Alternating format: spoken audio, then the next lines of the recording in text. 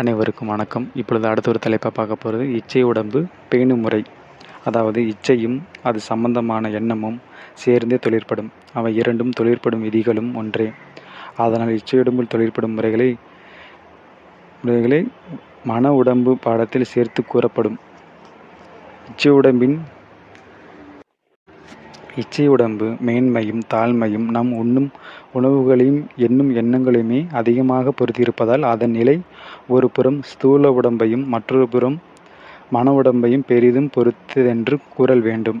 இனம் இனத்தோடே வெள்ளாடு தன்னோடே என்று முதிரை.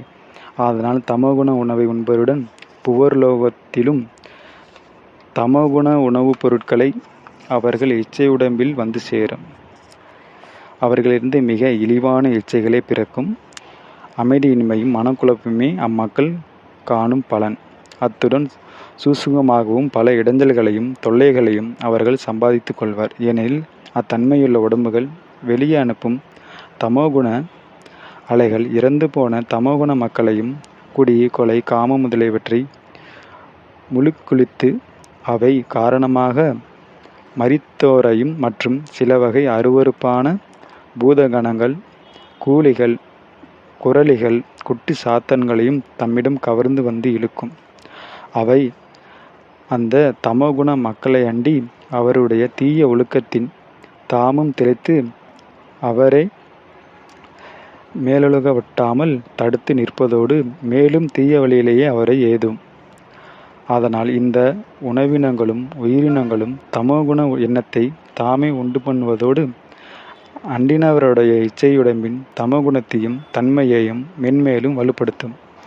அன்றி ஒருவன் உத்தம சாத்வீக உணவையே உட்கொள்வானால் காம குரோத லோபமோகன்கள் சிற்றின்ப ஆசைகள் பற்றியே சதா எண்ணிக்கொண்டிருப்பானால் அவனுக்கு தமோகுண அலைகளை உண்டு பண்ணி அவற்றின் மூலம் இச்சையுடம்பிலுள்ள தமோகுண பொருட்களை விருத்தி பண்ணும். அவனுடைய தமோகுண நடைகளை தூண்டி அல்லலுக்குள்ளாக்கும். அவ்வாறு அவனுடைய நினைவுகளும் ஆன்ம முன்னேற்றத்துக்கு தடையாக இருக்கும்.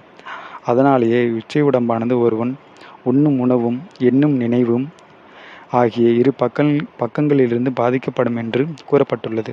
அம்மாதிரியான ராஜகுண உணவு சுயநலத்திற்காக உயிரோடு ஒத்து வாழும் அவற்றை அனுசரித்து நினைவுகளும் இச்சையுடம்பை மத்திம நிலையில் வைத்திருக்கும்.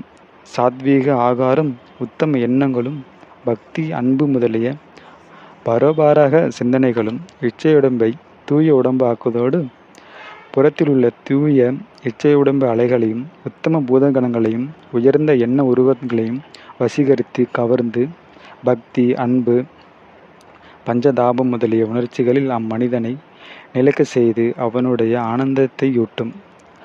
நமது இச்சையுடம்பில் தன்மை நம் இறக்கும்போதும் நிலையிலேயே திரும்ப பிறக்கும் போதும் அமையுமாகையால் உலகில் வாழும்போதே ஒவ்வொரு தம் இச்சையுடம்பை செம்மைப்படுத்த வேண்டியது அவசியம் நன்கு அறியப்படல் வேண்டும். உத்தம இச்சையுடம்பின்றி மனசாந்தியோ இன்ப வாழ்க்கையோ ஒருவனுக்கு ஏற்படுவது கூடாத காரியம். பன்றி இறைச்சியும் பானங்களையும் வயிறு புடைக்க உண்பவருக்கும் அழுக்கு மனத்தில் எப்பொழுதும் ஆழ்ந்திருப்பவருக்கு பார்வைக்கும் இருகால் மக்களாக காணப்படினும் அவர்கள் மனப்பண்பிலே அவர்கள் இருகால் மாக்களாகவே அதாவது மிருகங்களாகவே இருப்பர்.